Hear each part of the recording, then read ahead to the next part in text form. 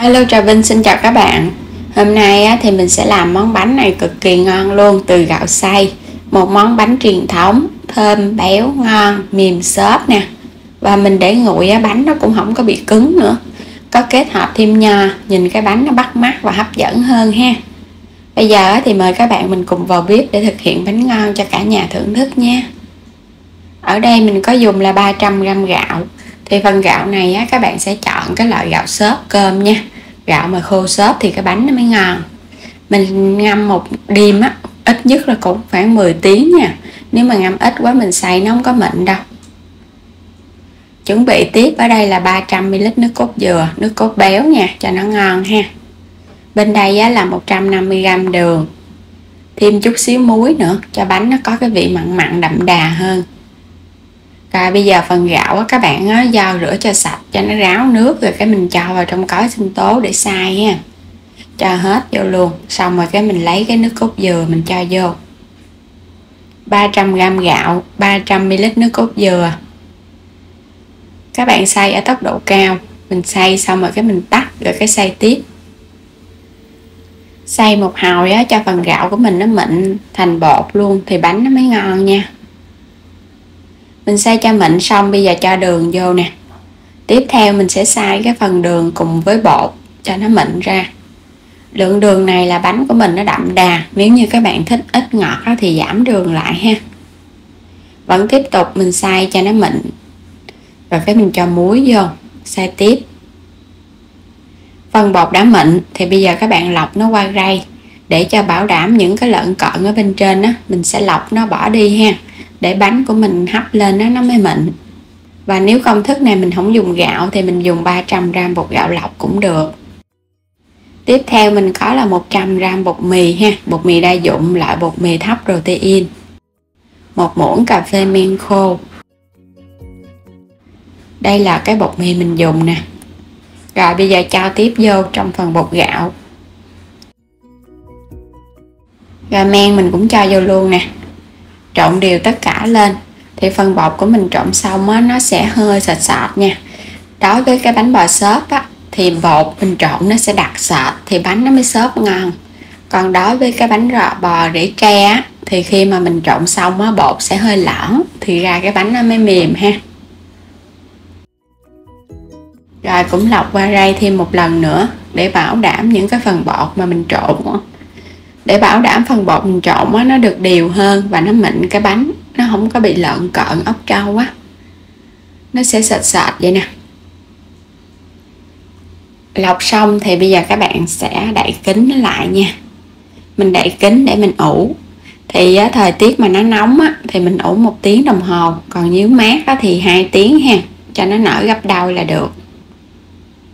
Phần bột ở đây là mình ủ được hơn tiếng đồng hồ rồi đó.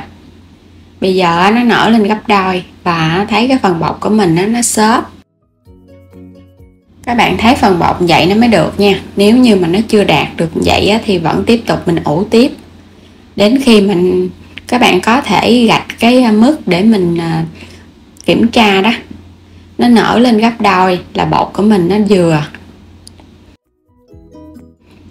Gót nó qua cái ca để một chút nữa mình cho vào khuôn cho nó dễ nha. Hoặc là các bạn dùng cái giá mình múc cũng được nữa. Mình dùng những cái khuôn silicon này nè. Mình sẽ để đường link mua sản phẩm ở dưới phần mô tả, các bạn có thể tham khảo. Cái khuôn này thì nó không có dính. Rồi bây giờ sẽ gót bột vô đầy cái khuôn ha. Còn nếu không có khuôn này thì mình dùng khuôn nhôm cũng được nha. Nhưng mà nhớ thoa lớp dầu và cái hấp nóng cái khuôn trước. Còn cái khuôn này thì không có cần hấp nóng, tại vì bánh không có dính và nó chịu được nhiệt nữa. Mình gót cho nó đầy thì nó nở bung cánh. Còn các bạn gót cho nó hơi lưng đưng thì nó không có được bung cánh ha. Xong rồi đây là nho khô nè, rửa sơ qua với nước, một chút xíu bột để cho nó sạch. Rồi cái mình sẽ xóc lên trên cái mặt bột như nè. Một chút nữa nó nở ra cái xung quanh cái bánh của mình nó sẽ có phần nho. Nhìn giống như là cái bánh thửng truyền thống vậy đó. Mình kết hợp vậy nhìn nó ngon hơn. Rồi bây giờ sẽ bắt lên trên bếp đem đi hấp. Và nhớ bắt sẵn nồi nước sôi nha. Nước đã sôi thì mình dễ tính thời gian hơn. Và bánh này mình hấp lửa lớn trong vòng 10 phút. Đúng 10 phút thì mình tắt bếp. Rồi cái mình mở nắp ra. Wow, nhìn bánh hấp dẫn quá ha. Nó nở bung cánh luôn nè, vuông cao và nó trắng tinh luôn. Bên trên thì nó láng bóng nè, có thêm phần nho nữa. Nhìn nó vừa hấp dẫn mà nó vừa ngon miệng nữa đó. Rồi bây giờ sẽ lấy bánh ra. Phần bánh này thì mình để cho nó nguội bớt một chút, rồi cái mình lấy ra khỏi khuôn. Bánh bò hấp với gạo xay kiểu truyền thống, kết hợp thêm bột mì để cho cái bánh của mình nó xốp và nó mềm hơn. Bánh bung cánh nè, ngon ghê luôn á. Xung quanh bề mặt nó láng, mà cầm lên cái bánh nó nhẹ lắm các bạn, nó xốp á. Đặc biệt cái loại gạo mà mình dùng phải là gạo khô xốp thì cái bánh của mình ra nó mới xốp. Còn các bạn dùng gạo dẻo là ra cái bánh nó bị dẻo, nó chai á, nó không có nở đâu nha. Mình lưu ý chút xíu cái phần gạo để có được cái bánh ngon. Khi mà mình ủ bột thì mình phải ủ cho thật là tới. Bột nở xốp thì khi mà mình hấp lên nó mới xốp được. Còn chưa kịp nở mà mình hấp là bánh nó cũng chai luôn ha. Bánh bẻ ra xốp mềm nè, trắng tinh luôn á, ngon lắm các bạn. Cầm lên nó nhẹ tay thì mình thấy được cái độ xốp của bánh này, giống như là cái bánh bông lan vậy á. Mà bánh này mình làm bằng gạo xay thì nó sẽ thiên về cái kiểu bánh bò, nhưng mà nhìn cũng giống bánh thuẫn, bánh thuẫn nước cốt dừa kiểu truyền thống ha. Không có cần dùng trứng, ai cũng có thể làm được ngay tại nhà. Mình kết hợp chút xíu bột mì thì cái độ protein nó càng thấp thì cái bánh nó càng xốp ngon nha. Các bạn kết hợp vậy thì khi bánh của mình để nguội nó không có bị cứng nó vẫn mềm xốp ngon lắm.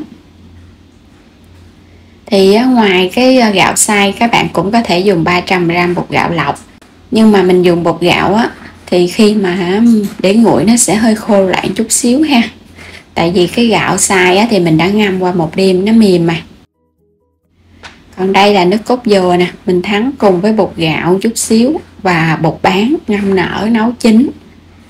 Vậy là có nước cốt dừa để chấm cùng bánh bò, chấm vô rất là béo luôn, ngon lắm các bạn. Trong bánh bò mình đã có nước cốt dừa béo rồi, mình chấm thêm nước cốt riêng nữa, ăn nó đã hơn luôn á. Và nếu không thích béo nhiều thì khỏi cần chấm nước cốt dừa nha, các bạn cứ ăn vậy cũng ngon luôn.